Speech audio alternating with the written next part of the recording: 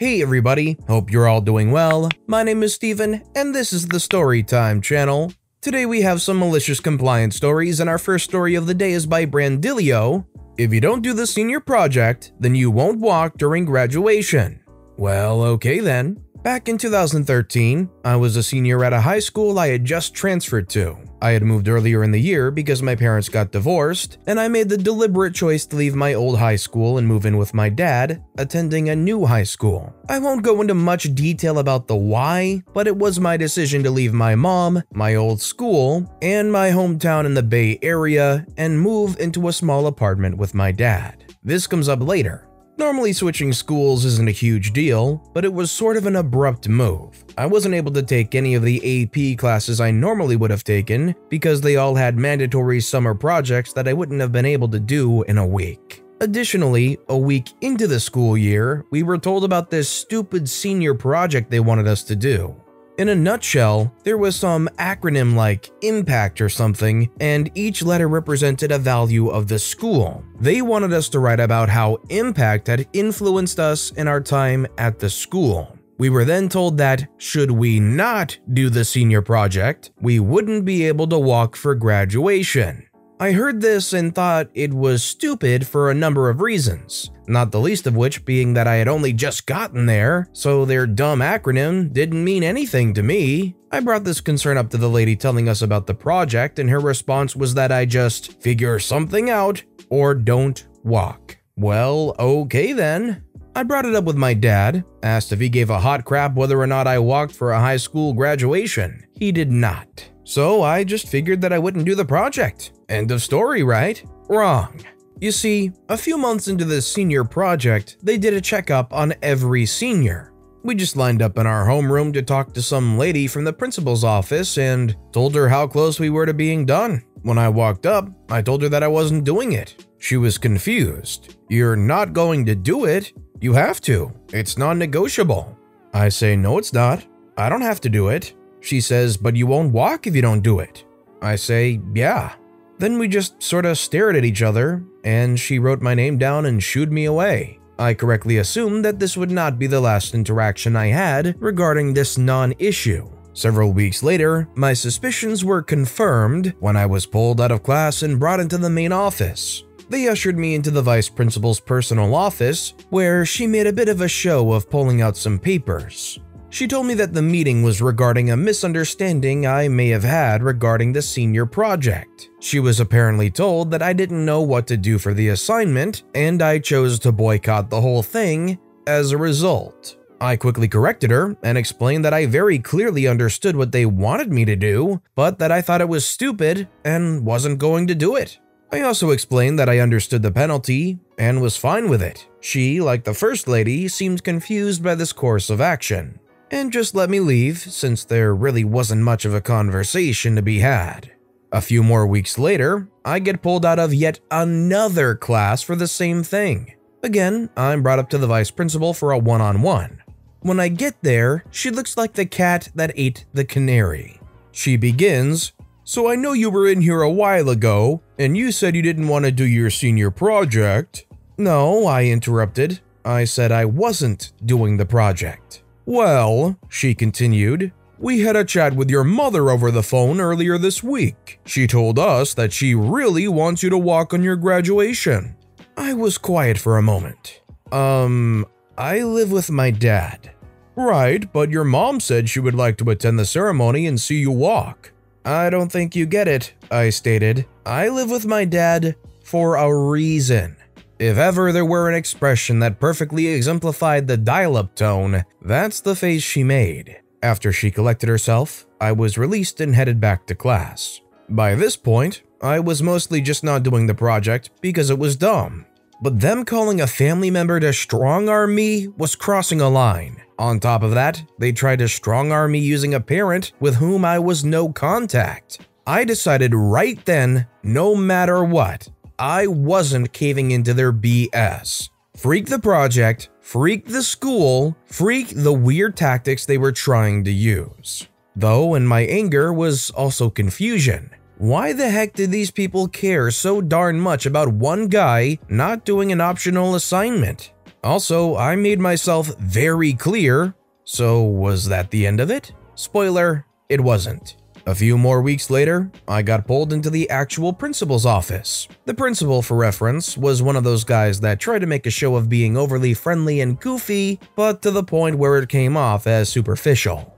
When I got to his office, he was his usual extroverted self, greeted me, and sat me down. "So I've heard about this whole senior project problem you've had going on, and I get it. Trust me, I really do. You're new here, so our motto hasn't had as much of an impression. So, after talking about it with the folks grading the projects, we think it'd just be fine if you had a modified project. Just do a project on one letter of impact, and you're golden." He gave me a big warm smile. "No." "Sorry?" he asked, still smiling. "I'm not doing it." His smile was slowly fading away. "But you only have to do one letter, it's really not that much." "Yeah, I got that. I'm still not going to do it," I stated. "But you won't be able to walk on graduation day." "Yep." "So what's the issue exactly?" "You called my mom." His mouth was open like he was going to say something, but I guess nothing came to mind, as we sat in silence for a good 20 seconds. Him trying to formulate an argument, and me making a Jim Halpert face. I told him if that was everything he needed to talk about, I would be heading back to class. He didn't protest, so I just left. It was after this meeting that I eventually got some context. Apparently, California schools will shuffle principals around every few years for some reason. That probably makes some sense, but I didn't care enough to research. Our principal was going to be switching schools after the 2013 semester had ended, and one of his big plans was to leave that high school with 100% participation in the senior projects that would otherwise not affect any final grade. He used the threat of preventing students from walking at graduation to bully everyone into doing the dumb project. Almost everyone. I stuck to my guns and refused to do it, and sure enough, after the deadline had passed, they made a big deal about how happy they were that 99.6% of students completed their senior projects, even though they were hoping for 100%. And the absolute dumbest part about this exercise in stupid, after everything was said and done, I was called in one last time to the VP's office. She told me that despite my refusal to do the senior project, they were still going to let me walk, and gave me 5 tickets for friends and family. I laughed, walked out without the tickets, and didn't attend my own graduation. If you were forced to do a project like this where you had to spell out what every word of impact did for you, would you be really mailing it in, or would you try and actually write some kind of profound or heartfelt story? Let me know in the comments down below. Our next story is by Trust Me, I'm Doge. I should go to the principal if I don't like your late policy? Sure thing. All of the high school stories reminded me of one from back in the day. Over a decade ago, I was in my half-credit, required civics course in high school. It went over the essentials of how my country's and province's government works, what the various ministers' roles were, and other things like that. The teacher of this class was a woman who started the semester very aggressive with all of the students. Our first class was entirely her lecturing about the rules of her classroom. Namely, once the bell rings, the class starts and she locks the door. If you're late, you're not going to her class that day. If you miss class without a sick note, she won't help you catch up on what you missed, including not giving handouts or what the text readings were for the day. She is an adult and we were teenagers, so we will respect her. If we don't like it, we can go to the principal. She enforced all of these to the letter, even more so if you had the misfortune of having a sibling go through her class before that she did not like, just as I did. But I made sure to try and stay on her, if not good, at least non-antagonistic side. I lived in the country outside of the town where the school was, and my bus was notorious for only letting you get to your morning class on time by the skin of your teeth. And you could forget being on time if you had to go to your locker for books or drop off winter gear. So I drove to school every morning in a truck that was older than I, ran on hope and desperation, and had a hole where the radio used to be a decade ago that would occasionally spark at you if the road was too bumpy. This way, I was not only on time for her class, but early. I sat in the front, paid as much attention as I could, wrote notes, answered questions, did great on her quizzes. I was determined in my teenage mind that I could change her opinion on me and show that I wasn't my brother. But none of that mattered. I was knocked points off of quizzes because of my poor handwriting. I would later as an adult find out I have dysgraphia. I would only be selected to answer a question if mine was the only hand. And even then, if I was wrong, I'd be berated instead of corrected. She did not like me, and over the course of that half semester, made it very clear that she would only ever view me with malevolence. And if I was lucky, I'd get to the point of ambivalence. Come the end of the course, we just had to write an in-class written exam. Lo and behold, this was also the day that my hope and desperation gave out, my truck broke down, and the bus passed while I was trying the normal fixes to get it running again. I was lucky that my brother had some of his business to take care of in town that morning, so he gave me a ride in. But I still got to class a couple minutes after the bell. So I knocked. In my pure and innocent mind, I thought that my perfect attendance and obvious willingness to learn the material of the class would be worth something. To my surprise, it was. She actually opened the door, a first of the semester, and told me that I was late and obviously didn't have any respect for her or the rest of my class to interrupt their exam like this. I didn't like that, so I followed her word and went to the principal about it. Turns out, most people did not follow that last rule of hers, and instead would take the period as free, and when they got called into the office the next day for skipping class, would be given a free pass because of the secretary's general opinion of this particular teacher. But I was one of the first to actually come and complain about being locked out. Even better, I was coming to complain that she was refusing to allow me to write my final exam for the class. The office secretary told me to just wait there for a minute and went to talk to the principal. She came back with a look of schadenfreudian joy on her face and with the largest Cheshire smile picked up her phone and dialed to the PA in the teacher's room. Over the phone she said, quite loud enough for the whole office to hear, "Misredacted, Mr. Principal Name is asking that you not force a student to fail and allow Mr. My Last Name in to write his exam." With that, I marched back to class, at this point only having about half the period left to write the exam.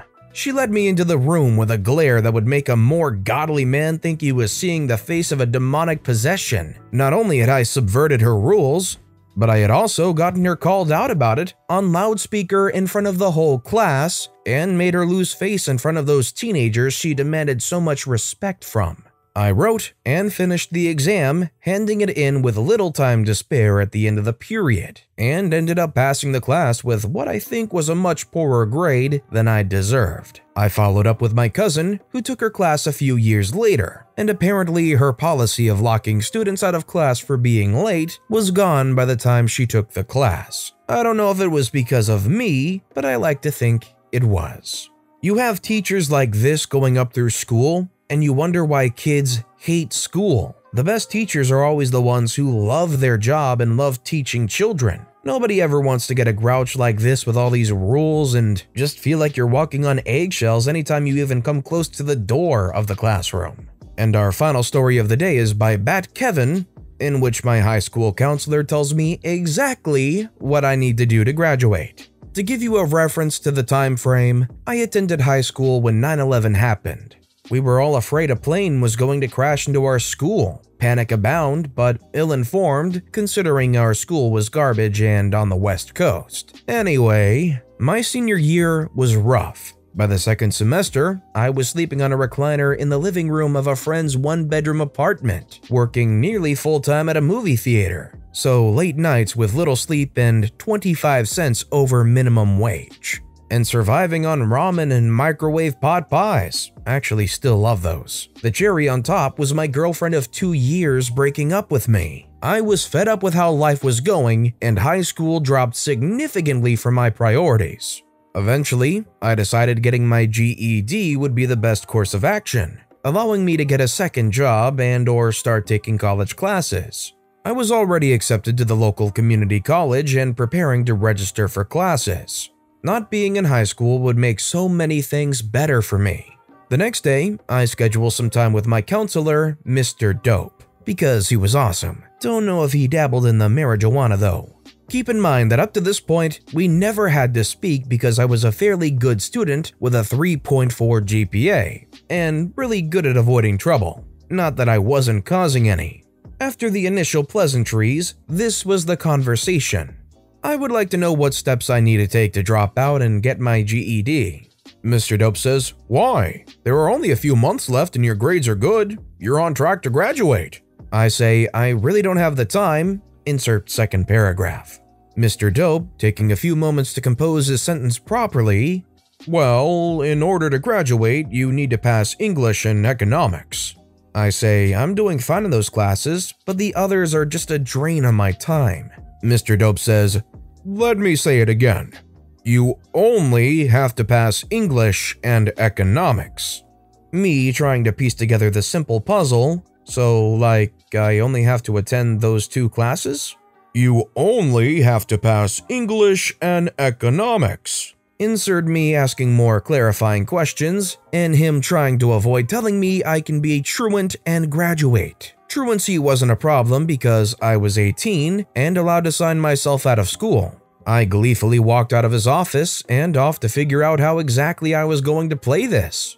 My school was on a block schedule, meaning we attended 3 classes Monday to Thursday and all 6 on Friday. Blocks were labeled A, B, C, D, E, F. My AB blocks were English and economics. C was photography with a teacher that didn't take attendance. D was a teacher assistant class for AP English, so I couldn't really grade anything. And E and F, I don't remember. Basically, Monday and Wednesday, I'd be able to leave at lunch. Tuesday and Thursday, I wouldn't go at all. And Friday, I'd be gone by 9. This allowed for 2 things. 1, I was available for more, better, and longer shifts at work. 2, I could easily take Tuesday and Thursday and Friday courses at the community college. My outlook on life improved dramatically, and that summer, I walked the stage at graduation and received my diploma from Mr. Dope. I had tears in my eyes and barely squeaked out a thank you. "You only have to like this video and subscribe." Just kidding, that's up to you, but it would be nice if you did. Honestly, this story was a complete 180 from the last one. Mr. Dope is the exact right kind of person to be working in this environment. You love how, even though it goes against all the policies that schools want, they were still willing to stick their neck out there and tell you that, hey, you only have to come in for 2 classes. You can make this work. We want to get you across that finish line. And by God, they did it. But with that being said, that's all the time we have for today. So if you have a favorite story of the day, let me know which story and why in the comments down below. But besides that, if you enjoyed the video, please consider giving it a like. And if you haven't, subscribe and turn notifications on so you'll never miss an upcoming video. No matter what you do, whether it's just viewing the video, liking, subscribing, turning notifications on, I appreciate the heck out of it. Every little thing that you do helps the channel grow that much more, and I can't thank you enough for it. So, until next time, I hope you all have a wonderful day, and I'll be right here next time on the Storytime channel.